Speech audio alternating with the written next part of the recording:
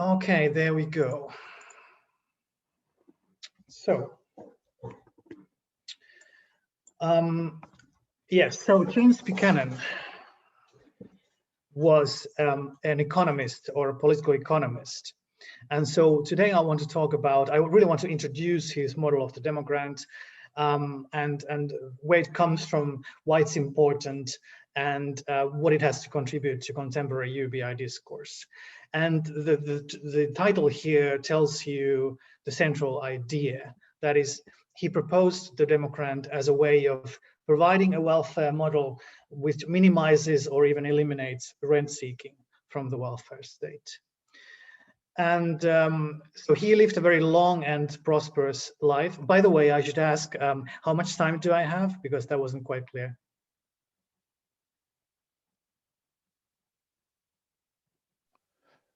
Say half an hour.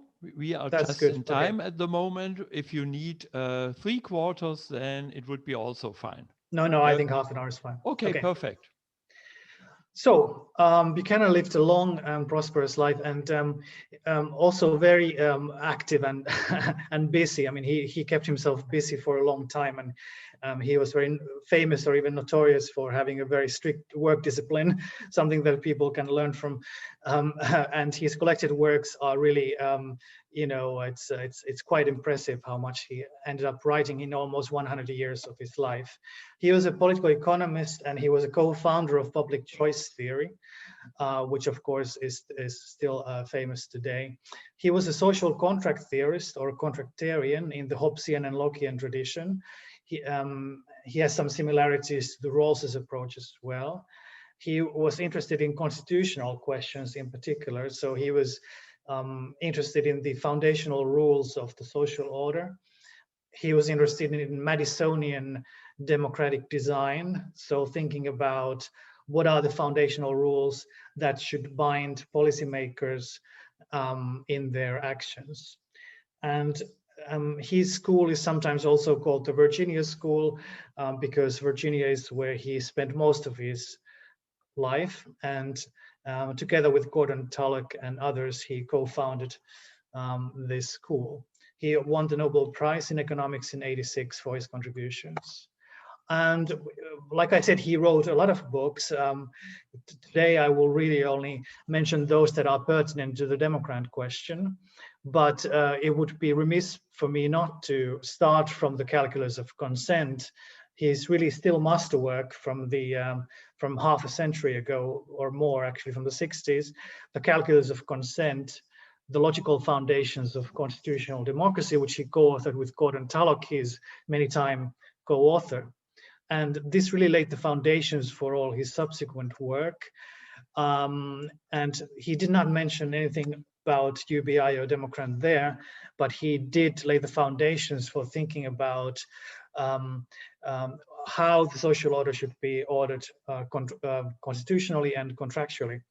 And I will not really go into the technical details of what that entails, except to say that the focus was always on free and equal people coming together to design rules of social interaction and in ways that make it possible for most people to benefit from the social rules and that prevent majorities from exploiting or oppressing minorities.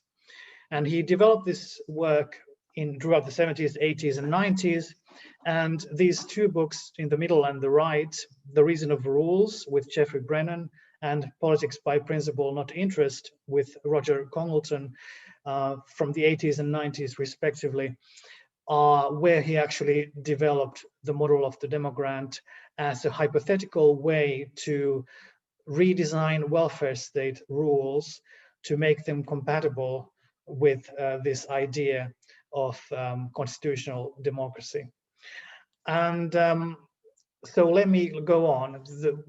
what my presentation is based on is a recent paper of mine that I co-author with John Meadowcroft. So I should give full credit to John for co-authoring this paper with me. It was published in Constitutional Political Economy just very recently, and I'm very happy to say that it's available in open access, so anybody can go and just Google and download it from there. It's also called Welfare Without Rent Seeking. And I highly recommend you go and do that. Let's go on here. So let me first say a few words about the general approach to constitutional governance that Buchanan developed with his co-authors, and they then go to the Demogrant proposal itself. So what does a constitutional approach to governance and welfare state governance in particular entail? Well, he makes a few assumptions. One of them can be summarized by the slogan that he often used, that of politics without romance. So we don't make assumptions that people always act in other regarding ways, that politicians and voters are not always angels. They often do act in a self-interested fashion, and they often exploit opportunities for getting something for themselves through the political process. And this also applies to the welfare state. So the welfare state, through the mechanisms that it has for designing rules and designing policies, opens up avenues for people that are very tempting, and people are sometimes tempted to take advantage of them, to engage in rent seeking. So rent seeking is a technical term for taking advantage of opportunities for gaining something for themselves at the expense of others. So using rules of the game to fix the system for their own benefit. So this could apply to anybody. So you can think of any political coalition using the welfare state to get some benefits for themselves at the expense of others, whether it's the sugar manufacturers or unemployed people or old people, any coalition that is capable of organizing itself in ways that manages to take advantage of the opportunities provided by welfare state governance will be able to use it to nudge things in their own direction. And in some sense, this is always unavoidable, that this is what politics is about. It's about haggling things back and forth. But Buchanan saw a foundational problem there, that if you have a system that allows for extensive rent seeking, you have massive welfare losses because people spend more time trying to get more for themselves at the expense of others, rather than engaging in mutually beneficial actions or engaging in rule making for the general interests rather than for the special interests. So the assumption made is that political coalitions will often rationally try to use the welfare state to advance their own interests, that is rent seeking, as opposed to the general interest. So this is what the proponents of this view would call a realist view. So Buchanan was heavily influenced by the realist tradition of Hobbes and Spinoza and Machiavelli and others in thinking about the opportunities for self-interested action in politics. Critics might call it a cynical view, that it tends to view people through a self-interested lens. So the question is it realistic or not? Well, I think, Buchanan might argue, well, it is a bit cynical for sure, but from the Madisonian kind of James Madison point of view of designing political institutions, what you want to make sure is that even if people are often very well-meaning and they want to set aside their personal interest for the common good, you want to design your institutions so as to minimize the opportunities for people to exploit them, because if you leave those opportunities open, then somebody will come in and take advantage of them. So all is required is that people sometimes act in ways that are exploitative, so you want to minimize those kinds of opportunities. This is why Hume, for example, already David Hume thought that politics should be designed to prepare for the possibility that people act in self-interested ways, even if they do not always do so. So as one scholar explains Buchanan's challenge, Majority rule tends to mean that majority exploits the minority, whose members must pay more for or receive less from programs provided by the state. And so that it's kind of it leads to one political coalition taking over, getting more for themselves, next political coalition coming over, taking more for themselves, which leads to a kind of a endless struggle of rent-seeking coalitions. And so the hope of the constitutional approach is that, as Buchanan and Congleton here say, that politics may be made better in the evaluation of all participants if political action can be constrained constitutionally so as to meet more closely the generality norm. So the generality norm here simply means that rules should be designed to be applicable to all, and policies should be targeted for the whole population as much as possible, rather than for particular individuals or particular groups. And this, of course, you can see why this leads to thinking about models like UBI as well in the end. So let's get to the Demogrant. So Buchanan's Demogrant is a UBI model, and it has all the features of a UBI, but it has two important characteristics that set it apart from many other models. Number one, it has the underlying principles of generality and non-discrimination, which are applied both to the tax side and the transfer side of the welfare state. This is why he advocates for a combination of a flat tax and a UBI. So a flat tax being kind of the tax equivalent of a UBI in the sense that it is a proportional same burden imposed on all citizens, which is kind of symmetrical to the Demogrant or the UBI on the transfer side. So everybody sort of gets an equal benefit, and everybody has to pay an equal tax burden, which is of course proportional, so rich people do end up paying more, but it's basically as general as possible, as non-discriminatory as possible, so that the task here, the purpose for this is to ensure that the tax scheme is designed so that most people can support it, rather than being something that one group imposes on another group, and the same for the benefit side. That it's meant to be for the general interest and not for one group trying to get benefits for themselves at the expense of others. And the second key characteristic is that it is to be implemented as a constitutional rule outside of the realm of day-to-day politics. And the reason for this is that you want to have, for Buchanan at least, you want to have the rules of the welfare state on the foundational level set aside as sustainably as possible, so that they carry over from one political coalition to another as maximally as possible, and therefore it forms a kind of a stable background condition for action, and minimizes the possibility that one political coalition will set it up and another will abolish it, in 4 years, which would be no basis for sustainable social order. So with this model, Buchanan argued that if assistance to those in need could be elevated to the constitutional realm and thereby removed from the agenda of day-to-day majoritarian politics, then democracy could promote the general welfare rather than group interests. This anyway is the hope of the model.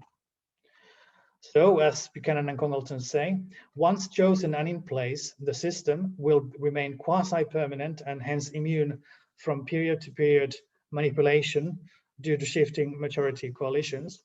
In this sense, constitutionalization implies that the transfer system, once chosen, is appropriately treated as off the table for the interplay of ordinary majoritarian politics. Now, let me give you one more quotation here. So they argue in the same book that politics requires an anchoring principle, lest it remain subject to the capricious forces of rotating coalition interest. They therefore proposed non-discriminatory democracy under the generality norm as the foundational principle, so that politics by principle constrains agents and agencies of governance to act non-discriminatorily to treat all persons and groups of persons alike, and to refrain from behavior that is in its nature selective or discriminatory, as I have added. Within the limits of such constraints, politics may do much or little, so that this is a procedural requirement or constraint on a political action, and it does not forbid a high level of taxation or a high level of redistribution.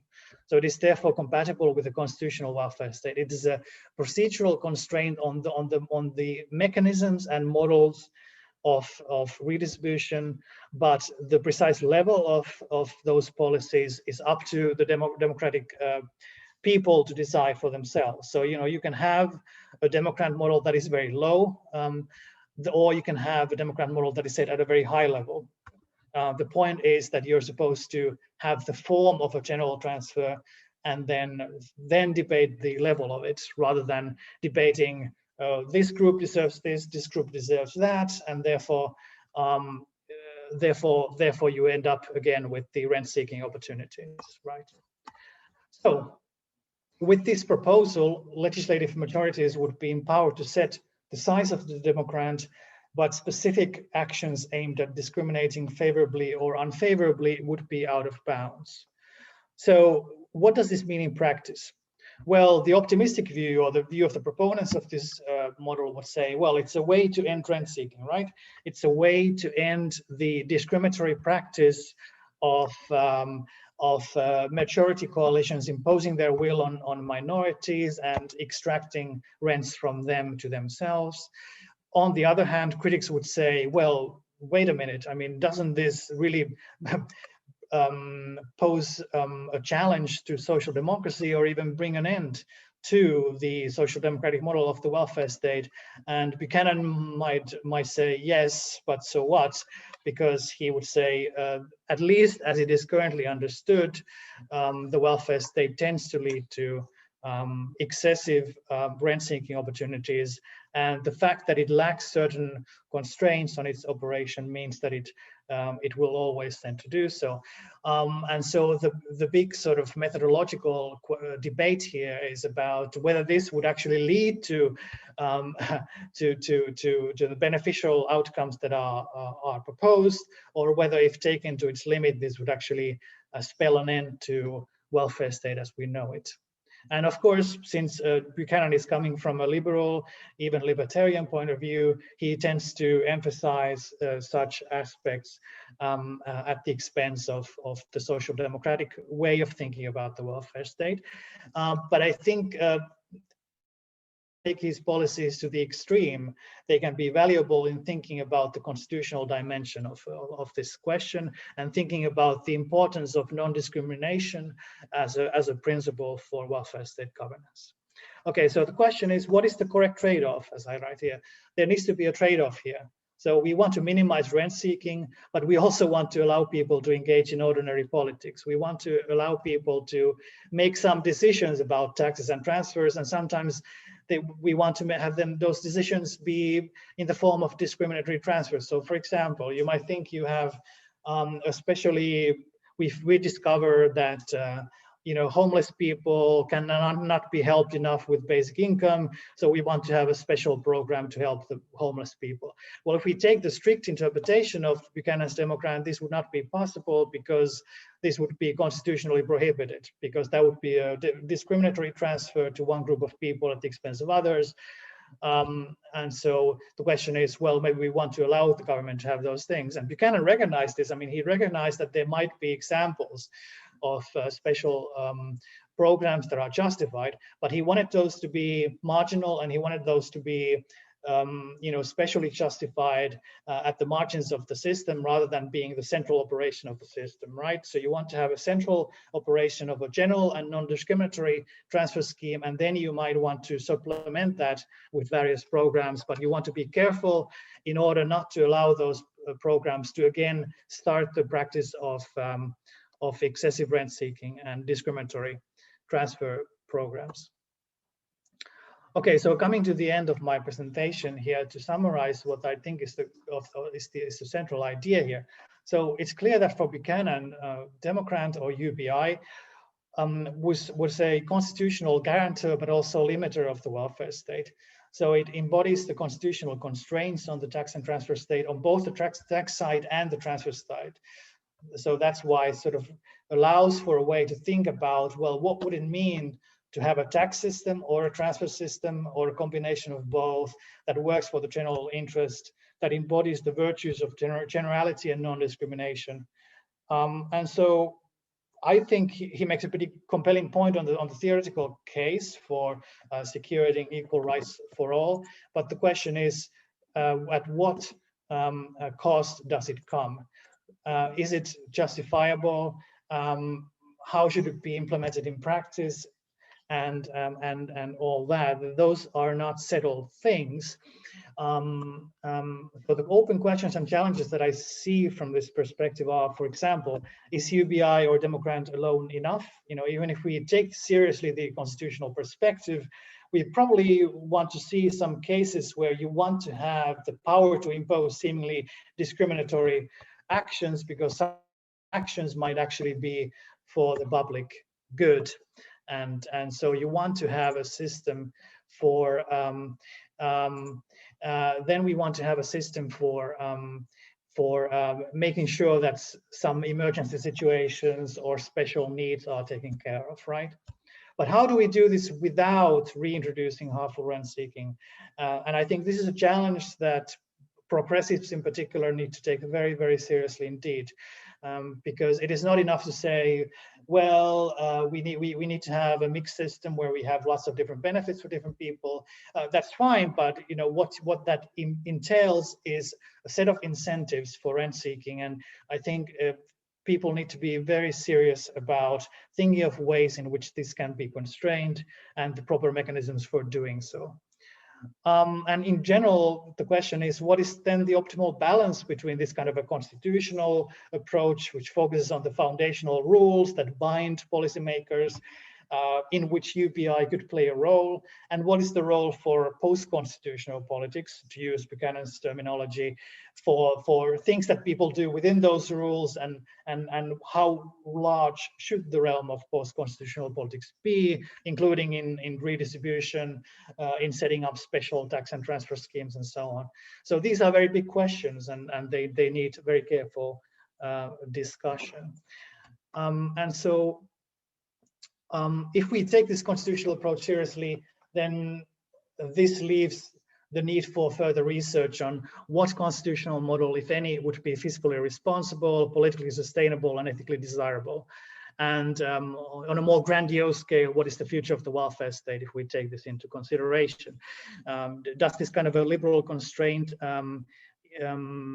impose unnecessary or undesirable costs on policymakers and voters, or does it actually improve the capacity of the welfare state to cater to the needs of the general public and make it more productive of welfare? But I think why Buchanan is important, because I think he provides a very, very valuable analysis of UBI as a potential tool of freedom, and he should be discussed in the same breath as people like Milton Friedman, Philip van Parijs, and others. And I think his model should be more discussed as a very important contribution to liberal theories of UBI. He's also very, very important in thinking about the constitutional dimension of UBI, and recognizing that UBI probably should have a constitutional dimension, at least to some extent. Whether we should take it as far as he does is another question. And that UBI can be used as a tool of constraining excessive government power. And I think this is very important for thinking about the function of UBI in a growing economy, and what its function is. So this also, I think, poses problems or challenges to those who want to see UBI as kind of something that governments discretionarily dispense to people at certain intervals as part of this kind of ordinary politics, because what Buchanan would say, well, you can't really have a sustainable UBI system that is sort of, that one political coalition comes in and sets in place First of all, because they're likely to use those rules to get something for themselves at the expense of others, but also because then the next government coalition will come and they will either abolish the system or completely change it to fit their own needs. For which reason you probably want to have something like a broad consensus. You want to think about what all the different political coalitions can get out of the system, and can they come together to think about the foundational constitutional questions. And even though it might be hard to set up like a new constitutional convention, which would be the ideal way, or set up a new society, you know, go to the moon and set up a new society, maybe you can have a constitutional convention, but it's hard to do perhaps here on Earth. But you still want to think about those kind of questions of foundational rules, everybody's interest. How can we form a lasting sort of a broad coalition around this topic and make it sustainable? But I think I will stop there, and I think hopefully people will come to think more hard about Buchanan's contributions and think that it is as important as I think it is for UBI debate going forward. Thank you very much.